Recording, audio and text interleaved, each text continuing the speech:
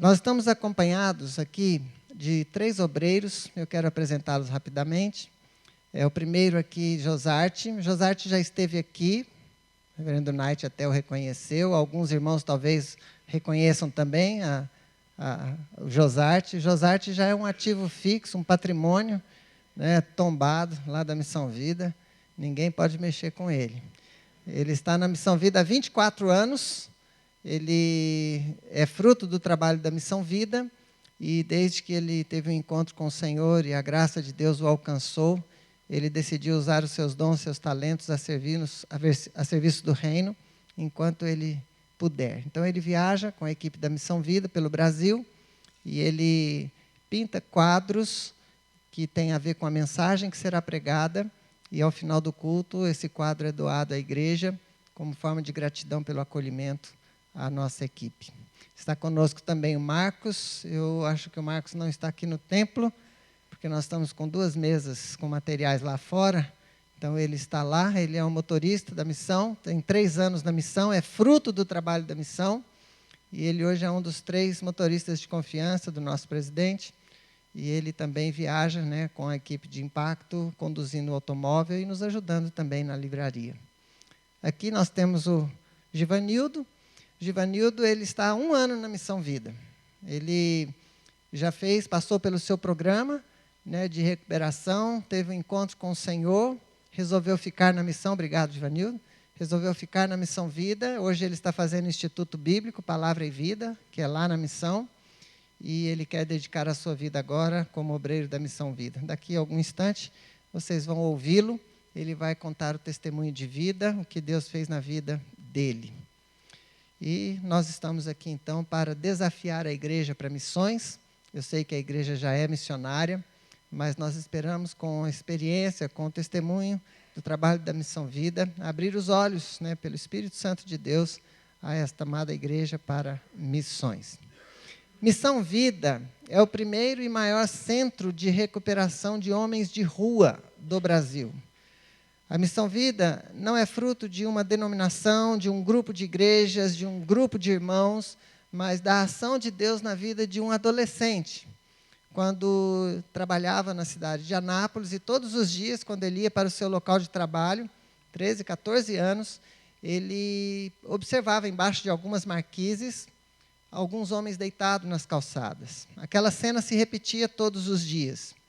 E ele, então, começou a ficar incomodado com aquilo. E ele tentou abordar aqueles homens e perguntar por que eles estavam ali, por que eles não estavam nas suas casas, por que eles não estavam com as suas famílias.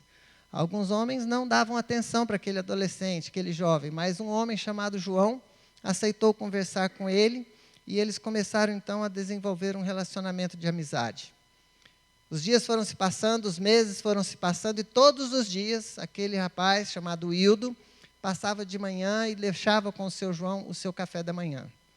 Passava na padaria, comprava pão com manteiga, café com leite e levava para ele. Algumas vezes levava um cobertor, um sapato, alguma outra coisa, mas o café da manhã era sagrado. E isso foi perdurando, e depois de 9 meses nessa rotina, né, e já com um laço bem formado entre os dois. Um dia de manhã, o Hildo levou o café para o seu João e tocou no seu João. Seu João, acorda ao seu café. E o seu João não se mexeu. E ele insistiu, seu João, acorda ao seu café. E o seu João não respondeu. Então ele percebeu que numa noite fria, na cidade de Anápolis, aquele homem de rua havia falecido. Aquilo tocou profundamente o coração do Hildo. E ele já nutria um amor por aquele homem, por aqueles outros homens que estavam ali. Então ele começou a perguntar a Deus, por que isso? Né? O Senhor é um Deus de amor, um Deus de poder, um Deus que controla e governa todas as coisas. O Senhor não tem dificuldade para fazer nada. Por que o Senhor permitiu, né, que esses homens estivessem passando nessa situação? Por que eles não estão nas suas casas? E nessa conversa com o Senhor, então ele ouviu pelo Espírito Santo Deus incomodar o seu coração e trazer uma palavra para ele assim: Hildo, é justamente porque eu amo essas pessoas. É justamente porque essas pessoas são importantes para mim. É justamente porque essas pessoas são preciosas para mim que você está neste lugar. E eu quero te usar como instrumento meu para fazer a diferença na vida dessas pessoas e restaurá-las, restaurar a sua dignidade e trazer elas de volta para a sociedade, para suas famílias e para o serviço cristão. O Hildo começou a usar todos os recursos que ele recebia para abençoar aqueles homens. E os meses e anos foram se passando, e ele sempre usando tudo que ele podia para cuidar daqueles homens. E ele tentou fazer alguma coisa a mais. Certa vez ele estava guardando um dinheiro para poder comprar o seu primeiro carro quando fizesse 18 anos. Naquele tempo havia as poupanças, lembra? O tempo das poupanças, os cofrinhos, né? Eu usei muito cofrinho. Ele então retirou todos os seus recursos da caderneta de poupança e convidou os seus amigos mendigos para construir, levantar algumas paredes e levantar um barraco e uma casa para que eles pudessem então dormir embaixo de um teto. E aqueles homens de rua então começaram a trabalhar. E em 1983, há 32 anos, foi inaugurado então o primeiro centro de recuperação de homens de rua do Brasil. Naquela oportunidade, a Missão Vida se instalou com 12 leitos, 12 camas para acolher esses homens. Passados esses 32 anos, a Missão Vida hoje já tem mais de 600 leitos disponíveis para receber os homens que vêm da mendicância e dos vícios. A Missão Vida hoje já está nas 5 regiões do país, tendo núcleos em Goiás, Anápolis e Cocalzinho, em Brasília, na cidade satélite de Sobradinho, no estado de Minas Gerais, nas cidades de Governador Valadares e Uberlândia, em Rio de Janeiro, que é mais próximo aqui de São José, na cidade de Saquarema. Temos um núcleo também na Bahia, em Camaçari, 2 núcleos no Paraná, Londrina e Rolândia, e há 1 ano nós iniciamos a construção do núcleo de Manaus, que era uma região, a região norte, onde não havia um núcleo da Missão Vida. Ali em Manaus nós temos o desafio ainda de concluir esse núcleo. Nós já temos ali, estamos recebendo hoje 22 internos, 22 homens que estão sendo recuperados, mas o núcleo não está concluído. E a gente tem ali uma demanda, uma necessidade mensal para continuar a construção, que vai devagar, mas vai caminhando, de pelo menos R$20 mil por mês para construir todo o núcleo. E esperamos que mais ou menos 1 ano e meio a gente consiga concluir. Deus tem aberto portas, Deus tem dado visão ao nosso presidente. E há um interesse, quem sabe, num futuro próximo, de termos um núcleo também no estado de São Paulo. Orem por isso. Nós temos um vídeo que nós queremos passar aos irmãos para conhecer um pouco a história, aqueles que ainda não conhecem. Esse vídeo tem a duração de 9 minutos. Quero que vocês vejam com atenção e conheçam o trabalho da Missão Vida. Vamos ver?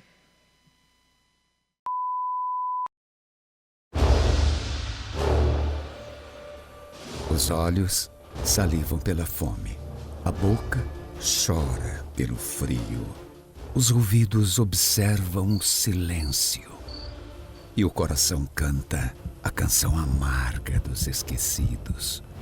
Um ser humano sucumbe pelo mundo, mas ainda há tempos de esperança e com eles o calor que conforta pela devoção. Assim os olhos agradecem pela graça, a boca se preenche pela satisfação, os ouvidos se encantam pela palavra e o coração ganha forças para seguir. Uma vida renasce para o mundo.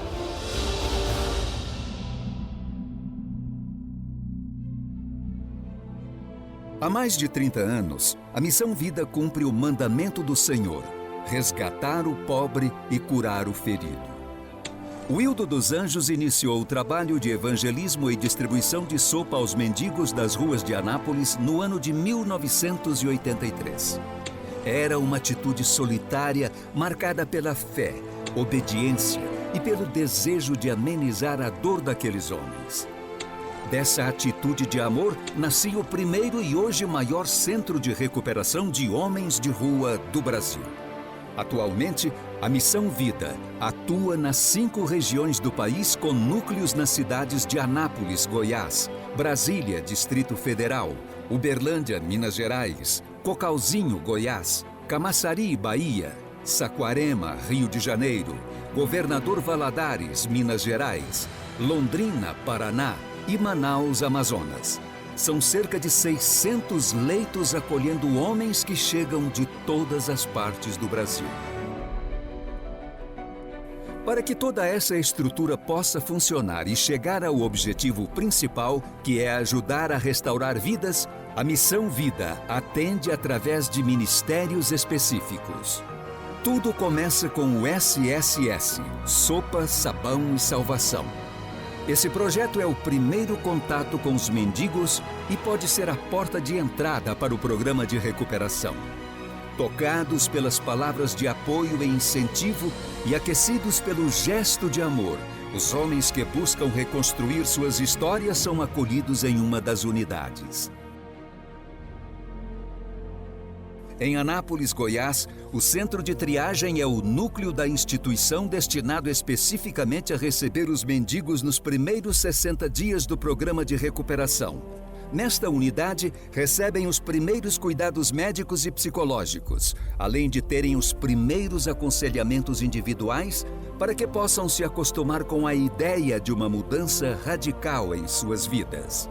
A capacidade da unidade é de 40 internos que desenvolvem terapias ocupacionais de manutenção na horta e no escritório administrativo. Após 60 dias, caso escolham dar continuidade ao seu processo de recuperação, os alunos são encaminhados à Fazenda da Missão Vida em Cocalzinho, Goiás, situado a cerca de 80 quilômetros de Brasília, Distrito Federal. O núcleo foi construído no alto de um monte, em uma área ampla, arborizada e bela. Atualmente disponibiliza 240 leitos para a segunda fase do programa de recuperação. A rotina dos internos envolve cultos e devocionais, aconselhamento individualizado, atividades de lazer e terapias ocupacionais como horta, plantações, criação de animais, serviços gerais, cozinha, serralheria e marcenaria. Na área de formação, oferece qualificação através de cursos bíblicos para obreiros e missionários. A necessidade de atender pessoas de todas as partes do país fez com que os núcleos se expandissem pelos 4 cantos. A Missão Vida de Brasília, Distrito Federal, está localizada na cidade satélite de Sobradinho. Nesse local são oferecidos 48 leitos e diversas atividades laborais, que auxiliam o interno no processo de recuperação da mendicância e dos vícios. O estado de Minas Gerais conta com 2 unidades, Governador Valadares, onde são atendidos 60 moradores de rua, e Uberlândia, com capacidade para 42 internos. Como em outras unidades, os 2 centros de triagem e recuperação desenvolvem atividades ocupacionais, como criação de animais e horticultura. Em maio de 2012, a unidade fluminense da Missão Vida foi inaugurada na cidade de Saquarema, Rio de Janeiro. Atualmente, a capacidade do núcleo é de 40 ex-mendigos. O espaço conta com refeitório, capela, cozinha ampla, lavanderia, 2 alojamentos e até piscina. Em 2010, a Missão Vida chegou ao Nordeste através do Centro de Triagem e Recuperação da cidade de Camaçari, Bahia. O núcleo tem capacidade para receber 60 internos que desenvolvem, além das atividades ocupacionais básicas, uma tarefa diferenciada: fabricação de artefatos de cimento. Em julho de 2012, como parte do projeto de expansão, a Missão Vida iniciou suas atividades no sul do país. O local escolhido foi a região metropolitana de Londrina, Paraná, no município de Rolândia. A área ampla já possuía parte da estrutura básica necessária para o início dos trabalhos. Reformas e construções foram edificadas para o bom funcionamento da unidade. Dentro de suas condições, a instituição continua caminhando com os que concluíram o programa e estão aptos a voltarem à sociedade. O Centro de Reintegração em Anápolis, Goiás, tem capacidade para receber 46 moradores. A unidade conta com uma confortável capela, sala de televisão, cozinha, refeitório e biblioteca. Através da Clínica Vida em Anápolis, Goiás, as pessoas assistidas recebem tratamento médico, de enfermagem, odontológico e psicológico, que são estendidos também à comunidade necessitada da região. Já a unidade de saúde na sede em Cocalzinho, Goiás, tem como público os internos, ex-internos e missionários da instituição. Como parte do trabalho, a organização desenvolve um ministério de intercessão, onde uma equipe de obreiros ora todos os dias pelos pedidos dos núcleos da instituição, seus colaboradores e pela igreja no Brasil. O Centro Educacional Vida oferece a crianças, jovens e adultos a possibilidade de aprimorarem seus conhecimentos através de reforço escolar, aulas de música, inglês, cursos para pedreiro, cozinheiro, secretária do lar, gestão, informática e esporte. Além disso, os alunos recebem alimentação e outros benefícios. Todo esse trabalho é feito de forma abnegada por uma equipe da instituição que tem, nesse projeto, parceria com o poder público anapolino. Atualmente fazem parte da instituição 19 ministérios assistenciais e de recuperação.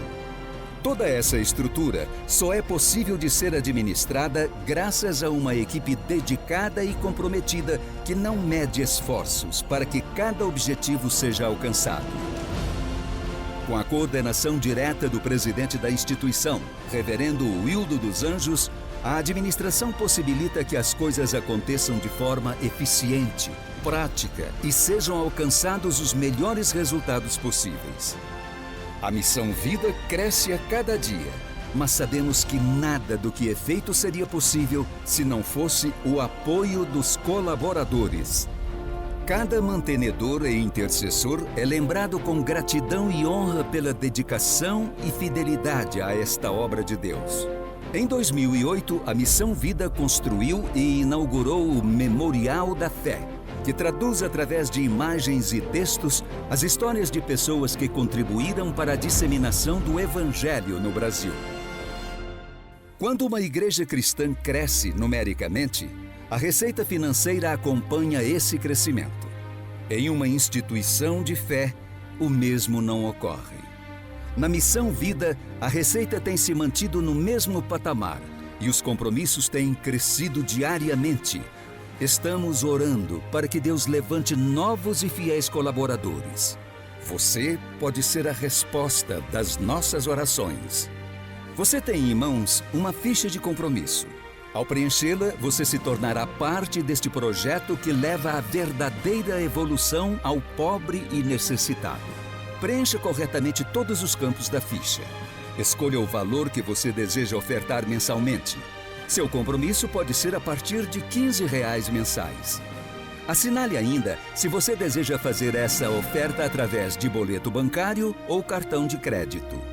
Em caso de cartão de crédito, preencha também o verso da ficha com todos os dados do seu cartão, inclusive com o código de segurança, que são os 3 últimos dígitos no verso do cartão, logo abaixo da tarja magnética. Junte-se a nós no sacrifício agradável de acolher, cuidar, evangelizar e suprir a necessidade dos pobres de Deus, sendo um investidor do reino.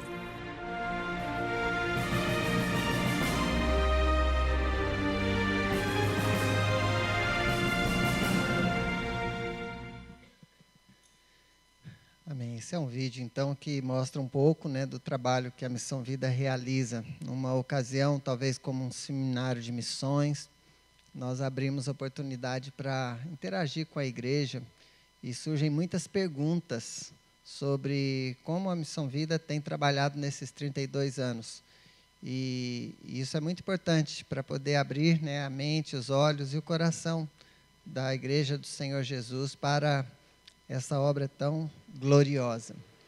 Nós temos conosco o Givanildo. Nós queremos dar oportunidade nesse momento ao Givanildo de compartilhar o seu testemunho de vida. Eu quero chamá-lo aqui. O Givanildo tem um microfone que ele possa usar aqui?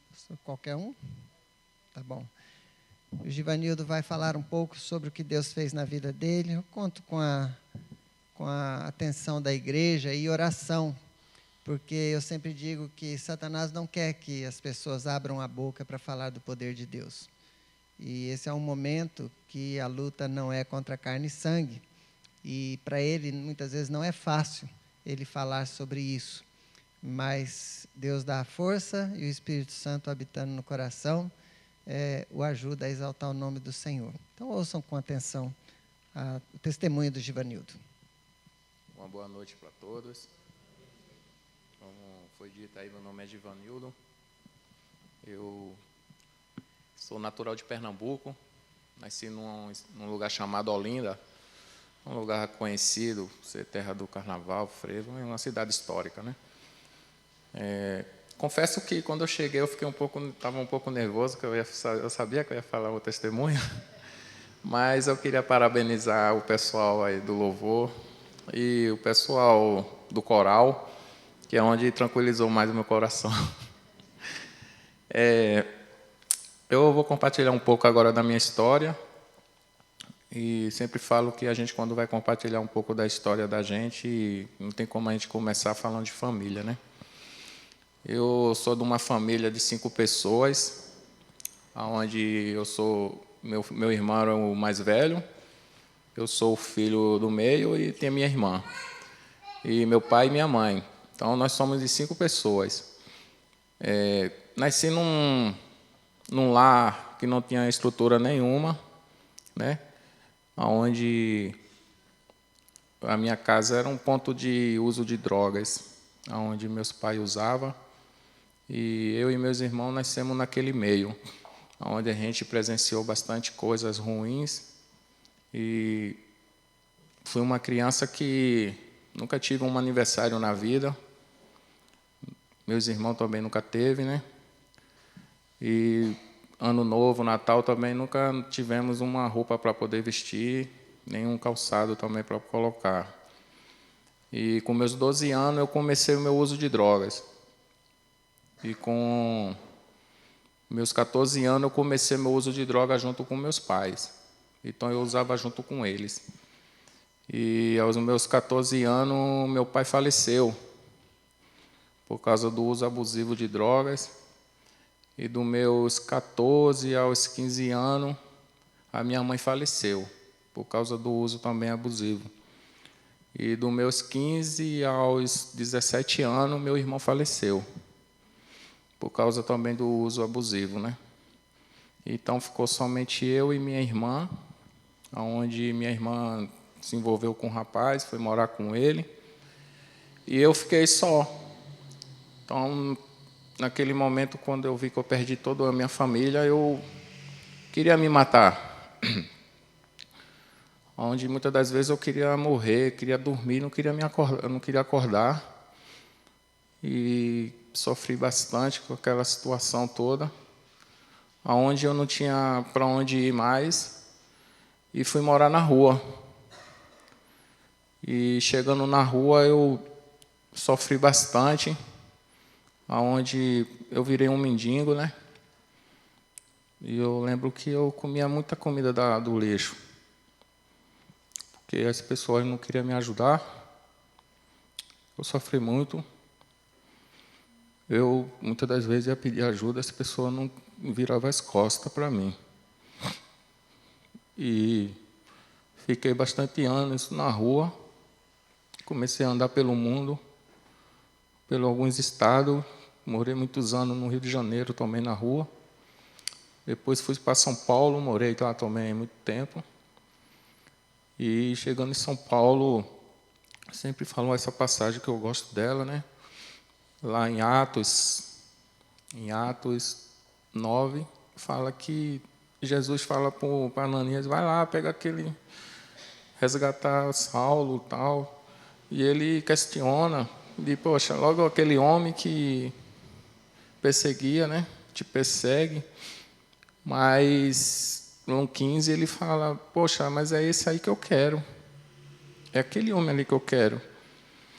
E isso eu acredito que aconteceu na minha vida, porque chegou um homem da missão Vida, e ele falou para mim que ia me levar para a missão.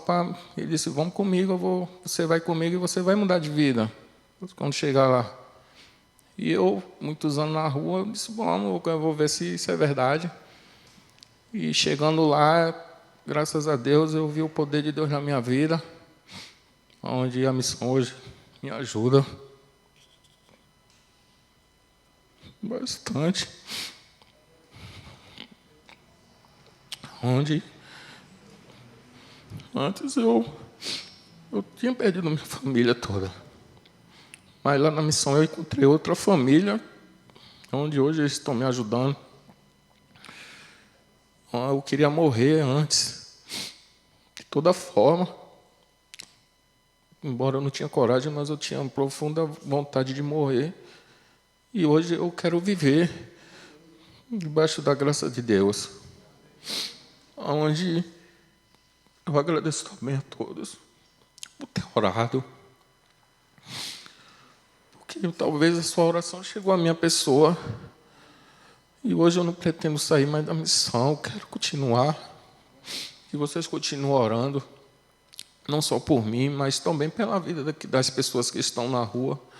E as pessoas criticam muito. Falam que não presta, mas ninguém sabe a história da pessoa. E também eu quero desde já agradecer também a atenção de vocês. E desde já eu quero agradecer também essa oportunidade.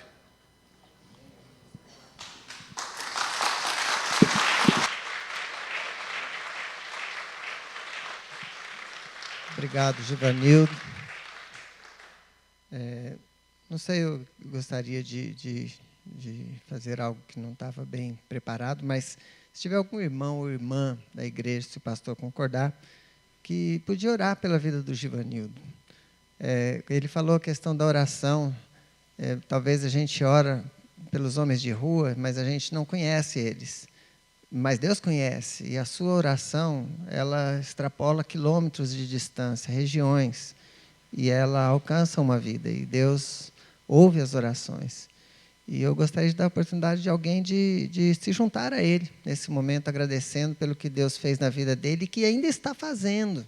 Ele está no começo desse processo, e o Deus precisa realmente fazer isso. Alguém gostaria de orar? Pode ser, pastor? Pode. Alguém gostaria de fazer essa oração voluntária? Um irmão ou irmã que sentiu o desejo, fica em pé, mesmo. Se quiser vir aqui orar com ele. Amém? Vem aqui, irmão, por favor.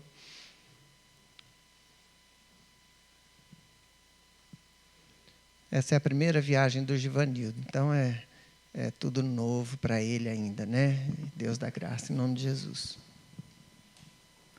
Senhor nosso Deus, nós estamos aqui agora, nessa noite,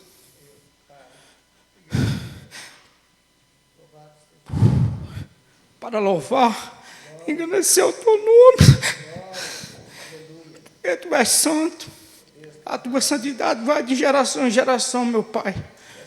Deus, louvado seja o teu nome, Senhor, porque tu és o Deus de Abraão, Isaque e Jacó, e é o nosso Deus também, meu Deus.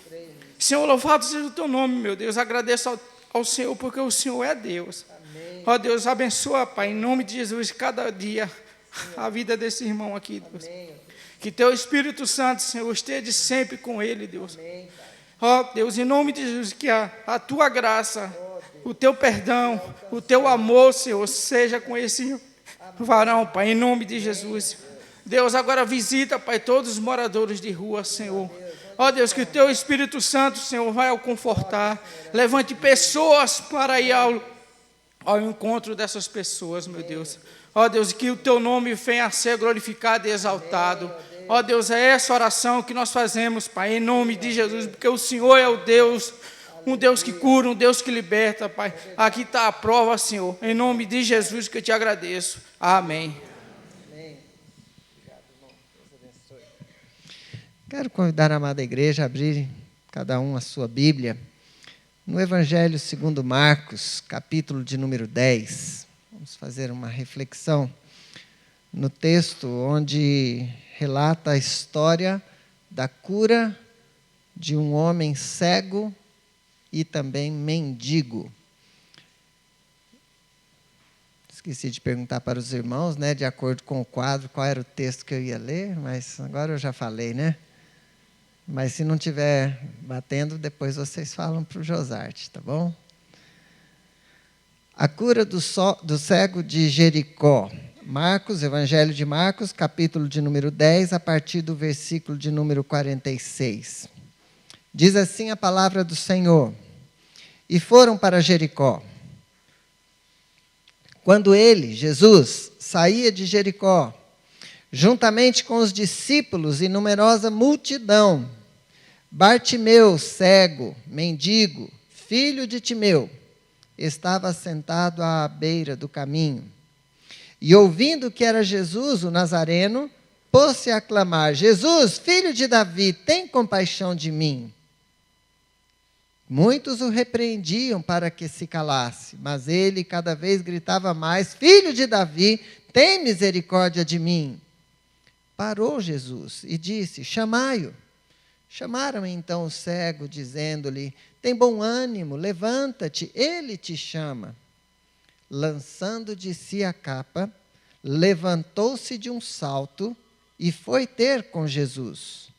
Perguntou-lhe Jesus: Que queres que eu te faça? Respondeu o cego: Mestre, que eu torne a ver. Então Jesus lhe disse: Vai, a tua fé te salvou. E imediatamente tornou a ver, e seguia a Jesus estrada fora. Que Deus nos abençoe com a leitura e a reflexão da tua palavra. Queridos irmãos e irmãs, nós estamos diante de uma história lida que talvez fosse o último milagre de Jesus antes de entrar em Jerusalém, onde ele haveria de ser crucificado, morto, mas pelo poder de Deus, ressurreto ao terceiro dia. Jesus estava saindo de Jericó, indo em direção a Jerusalém. E o texto nos mostra alguns personagens nesta história. Jesus, discípulos, uma numerosa multidão, e também registra de forma muito específica um homem, o cego Bartimeu, que também era mendigo. Esse homem, diz a palavra, estava sentado à beira do caminho. Ele sabia onde era o caminho, ele sabia onde as pessoas passavam, mas ele estava sentado à margem do caminho, à beira do caminho. E ele era cego, ele não enxergava, mas por ser cego, talvez ele tivesse ainda mais aguçado o seu sentido de audição. E diz a palavra que ele ouviu que Jesus passava. Isso nos faz lembrar que a fé vem pelo ouvir, e ouvir da palavra de Deus. Quantos aqui querem ter fé? Quantos pedem a Deus: Deus, eu quero mais fé? Mas nós aprendemos que quando nós queremos fé, nós podemos orar sim a Deus pedindo, mas nós precisamos ler a palavra. Porque não tem como gerar fé na vida de uma pessoa se não for pela palavra. Não adianta nós orarmos: Deus, dá-me mais fé. Opa, já ganhei um pouco. Deus, me dá mais fé. Não é assim. Você ora, diga em nome de Jesus, amém, e corra para a Bíblia.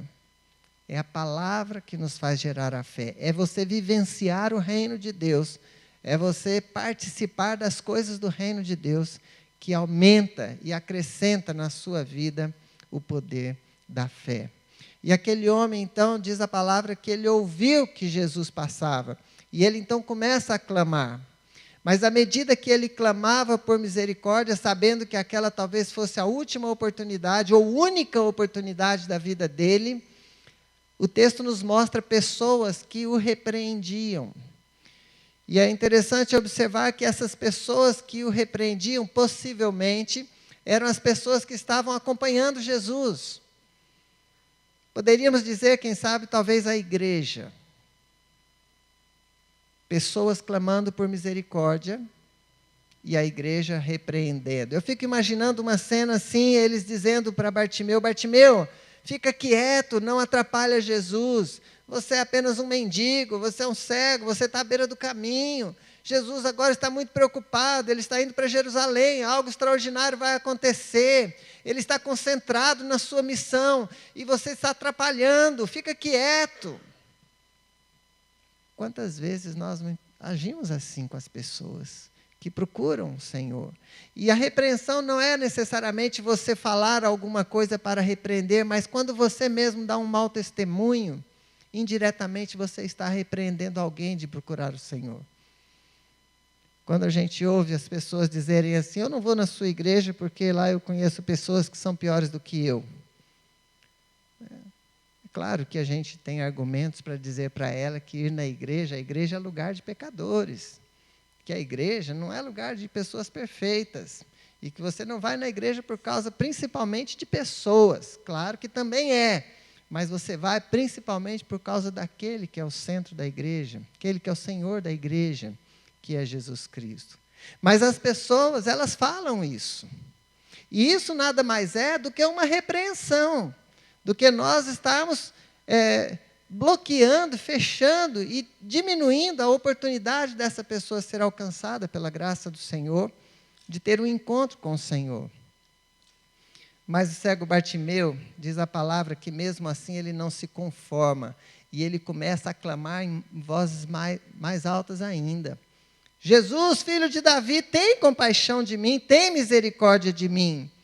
Também nos faz lembrar que Paulo escreveu aos Romanos, no capítulo de número 12, não vos conformeis com este século, mas transformai-vos pela renovação da vossa mente, para que experimenteis qual seja a boa, perfeita e agradável vontade de Deus. Bartimeu não se conformava, e ele clamava cada vez mais. E aí o que todos imaginavam que não fosse acontecer, aconteceu. Jesus para a sua trajetória. E Jesus não para por causa de 10 pessoas, dos discípulos, dos apóstolos, da igreja, da multidão que estava acompanhando ele, mas Jesus para por causa de uma pessoa que estava à margem, à beira do caminho. Isso então nos faz entender que Jesus não se preocupa com multidões. Elas o seguiam, mas Jesus se preocupa com a pessoa, com o indivíduo. E nesse momento, queridos, quero crer que Jesus se preocupa comigo e se preocupa com você que está neste lugar. Jesus sabe das dores que nós temos sentido. Jesus conhece as nossas fragilidades, as nossas limitações. Jesus sabe que muitas vezes nós queremos fazer alguma coisa e não conseguimos. E algumas que a gente não quer fazer, nós temos feito. Como Paulo assim também afirmou. E Ele é um Deus misericordioso, é um Deus gracioso, é alguém que nunca desiste de nós, alguém que não nos reconhece como descartáveis, que é muito fácil pegar e jogar fora, mas Jesus se preocupa conosco. Vários textos bíblicos nos mostram Jesus vendo a necessidade que cada um tem. Quando ele estava passando por um lugar, Zaqueu, que era um homem de estatura baixa, queria muito ver Jesus, sabendo que teria muita dificuldade por causa da quantidade de pessoas. Zaqueu então sobe numa árvore, na grande expectativa de que quando Jesus passasse ali embaixo, ele pudesse ver Jesus. Mas ele não imaginou que Jesus ia vê-lo. E quando Jesus para ali, Jesus olha para cima e fala, Zaqueu, desce depressa. Eu quero dormir hoje na sua casa, eu quero cear com você lá na sua casa. Mas um homem pecador, um homem que todos condenavam, um homem que não tinha bom testemunho, mas é essa alma que Jesus quer alcançar. Quando os discípulos estavam com Jesus, depois da multiplicação dos pães, Jesus fala para eles, olha, vocês vão e atravessam o mar, pegam o barquinho e vão, eu vou aqui despedir a multidão, eu vou orar um pouco, depois nós vamos nos encontrar. E eles então entraram no barco e foram remando para o outro lado. Diz a palavra que Jesus se retirou, despediu a multidão, se retirou para orar. E na 4ª vigília da noite, 3 horas da madrugada, aqueles homens começam a vários estádios de distância, longe, diz a palavra, no meio do mar, não é na margem, não é no meio, longe. 3 horas da madrugada, eles começam a passar apuros, dificuldades a remar. E aí então Jesus os vê em dificuldade. Eu fico pensando, como que Jesus viu? Como que Jesus conseguiu detectar que eles estavam passando por dificuldades? escuro, não dava para ver nada, muitos quilômetros de distância, Jesus na terra, mas Jesus vê, ele vê.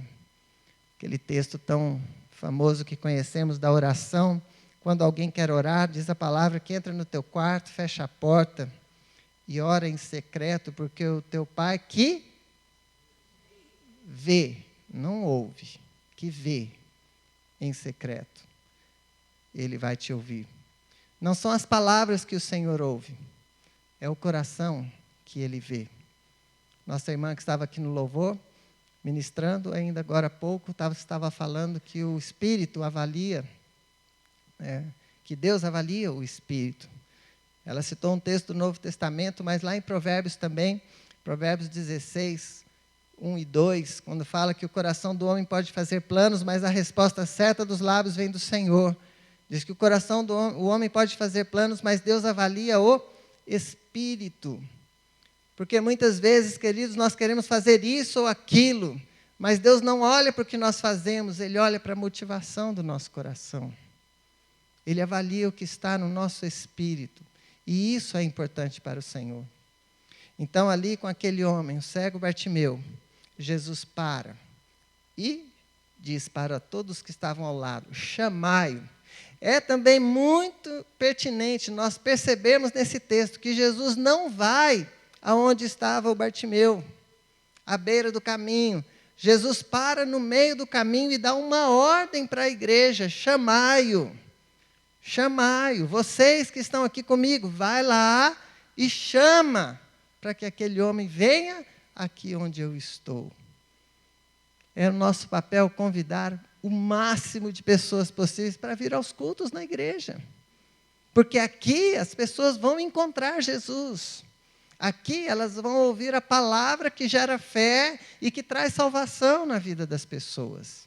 Nós temos que convidar todas as pessoas que nós conhecemos, não é uma ou duas, é todas, todas. Usarmos o nosso tempo, todo o nosso tempo, para convidar pessoas para ir no meio do caminho, onde está aquele que é o caminho, a verdade e a vida. O nosso papel é facilitar e não dificultar o encontro das pessoas com aquele que restaura, que transforma, que liberta, que salva. Quando nós ouvimos testemunho como o do Givanildo e tantos outros, milhares de outros, que com a graça de Deus têm passado pela Missão Vida, tem livros ali fora com testemunho desses irmãos, nós vemos como Deus é poderoso. E talvez Ele só não tenha feito mais por nossa própria negligência, porque nós nos acomodamos, porque nós ficamos na nossa zona de conforto, porque nós já o recebemos como nosso Senhor e Salvador, e isso para nós basta. É uma palavra, queridos, não para trazer opressão, mas de desafio, de reflexão, para que nós possamos cumprir o ID do Senhor. E aquele homem, então, quando ouve o chamado do Senhor, diz a palavra, já indo para o final desse texto, versículo de número 50.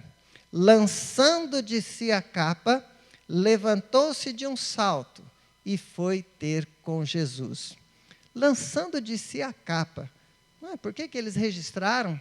Por que o evangelista Marcos fez questão de citar aqui que ele lançou de si a capa? Isso talvez não tenha nenhum sentido, talvez não tenha para mim. Aliás, tem muitas coisas que não têm sentido para nós, mas para Deus são coisas muito importantes.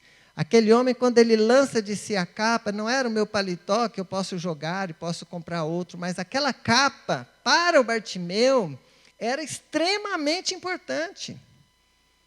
Aquela capa, talvez para um mendigo, é a casa dele. É a proteção do sol, da chuva.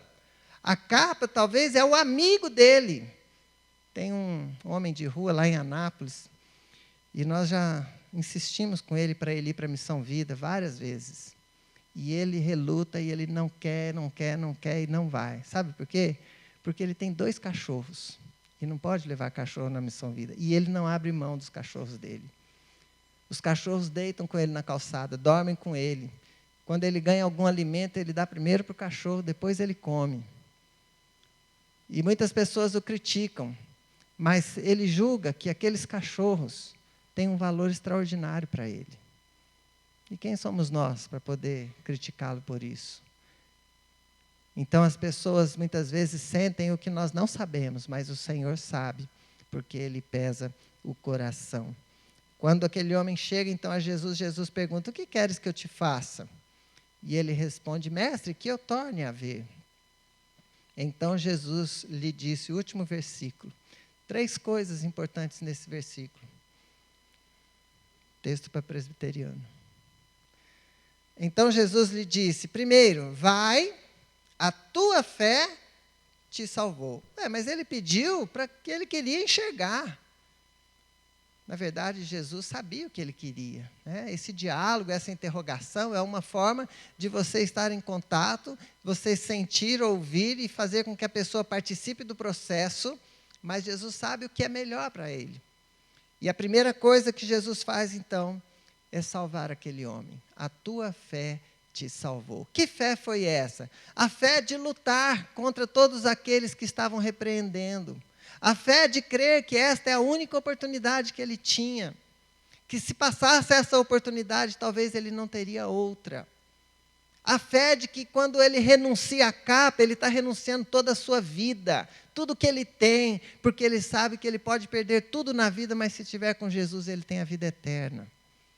Que não adianta você ter todas as coisas, mas não ter Jesus Cristo. Por isso, vai, a tua fé te salvou. E imediatamente, segunda coisa, tornou a ver. Sim, Jesus está preocupado também com a nossa vida física, material. Jesus está preocupado, sim, com a nossa prosperidade, no sentido de você fazer realizar as coisas que você tem para fazer e te fazer vitorioso em todas as batalhas que você tem que vencer. Jesus veio para nos dar vida e vida em abundância. Não é abundância de 10 carros, de um castelo, de um barco, de tantas coisas, de muito dinheiro, mas é abundância de alegria, de paz. De você chegar à noite, deitar e colocar a sua cabeça no travesseiro e dormir tranquilo. Porque Ele está no controle da sua vida. Ele tomou a dianteira da sua vida, do seu barco, e Ele governa a sua vida. E ele encerra com a terceira parte. E seguia a Jesus estrada fora. Aquele homem que estava à beira do caminho, que estava à margem da sociedade, que sabia onde todos passavam, ele não estava no meio, ele era um dependente das pessoas. Um homem que de repente não pensava no amanhã, ele não sabia o que é esperança, sonhos, projetos, porque para ele só existia o agora. Ele deixa a margem do caminho e segue Jesus estrada fora. Isso chama-se inclusão.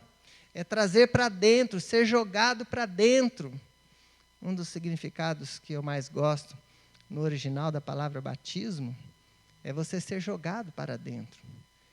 E nós precisamos ser instrumentos de Deus para jogar as pessoas para dentro e não para fora. E aquele homem, então, voltou ao convívio da sociedade, como disse aqui o Givanildo, passou a ter uma família e seguia a Jesus estrada fora.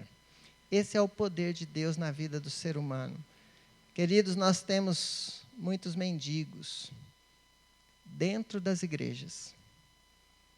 Mendigos não são aqueles que estão lá na calçada apenas. Tem pessoas que talvez estejam dentro do templo, exercem até ministérios na igreja, mas se sentem à beira do caminho, se sentem isolados, sozinhos e muitas vezes questionando as coisas da vida. Jesus veio para mim e veio para vocês, veio para todos, para todo aquele que nele crer, não pereça, mas tenha a vida eterna. Fazer missões, e eu encerro aqui, não é algo simples, mas é algo glorioso. Um homem ligou lá para a Missão Vida, nós atendemos o telefone e ele disse assim, olha, eu tenho uma pessoa aqui comigo, é um mendigo, e ele está interessado em ir para a Missão Vida. Então eu estou ligando para vocês podem vir buscar esse homem? E nós falamos, não, nós não temos o critério de buscar as pessoas. Já tivemos alguns problemas por causa disso, e nós não buscamos as pessoas. mas faça o seguinte, traga esse homem. Coloque esse homem no seu carro e traga para nós. Nós vamos acolher. Não vai ser cobrado nada. Todo o programa da Missão Vida é gratuito. Então, traga ele aqui que nós vamos receber com todo carinho. Aí o senhor do outro lado fala assim, mas eu colocar ele no meu carro, certamente o cheiro no meu carro vai ser muito forte e não vai sair. E eu não quero colocar ele no meu carro. E esse homem não foi para a Missão Vida. E era um cristão. Nós estávamos ontem à noite aqui em São José, realizando um impacto missionário em uma igreja, e coincidiu não, né? Não tem coincidência, mas culminou com um homem de rua que chegou na igreja.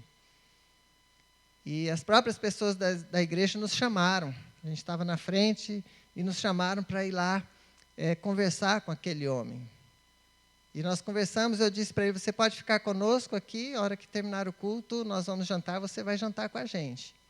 Ele, eu fico. E ficou. Participou de todo o culto, fez algumas perguntas. Quando terminou o culto, nós saímos com a equipe da missão para jantar, o levamos. E aí, quando nós jantamos, tomamos, na verdade, um caldo, muito gostoso, por sinal. E aí, agora, o homem está nas ruas. Perguntamos a história dele, e aí eu falei, vamos procurar um lugar que você vai dormir hoje num hotel. A gente vai levar você para algum lugar onde possa te acolher. Como nós estamos numa casa pastoral que foi cedida para nós, a igreja está sem pastor, igreja lá da Vila Rossi, cristã evangélica independente, nós entendemos que a gente não poderia levá-lo para lá, até porque não tinha nem colchão, porque só tem lá os colchões que a gente está dormindo. Mas vamos levar você para algum lugar. E nós saímos aqui em Anápolis, colocamos ele no carro da missão e saímos aqui procurando hotel. Passamos em 4 hotéis, falando para as pessoas que a gente queria uma vaga, o homem era assim, que eu ia pagar, já deixar pago. E os 4 hotéis que nós passamos, as pessoas falaram, não, esse tipo de gente a gente não recebe aqui. Eu falei, não, mas eu vou pagar, eu estou te pagando antecipado, vou deixar o telefone meu, vou deixar tudo e tal. Expliquei quem éramos nós e não recebíamos. Aí nós saímos de um para outro, até que lá perto da rodoviária, com muito custo, um hotel lá aceitou receber aquele homem.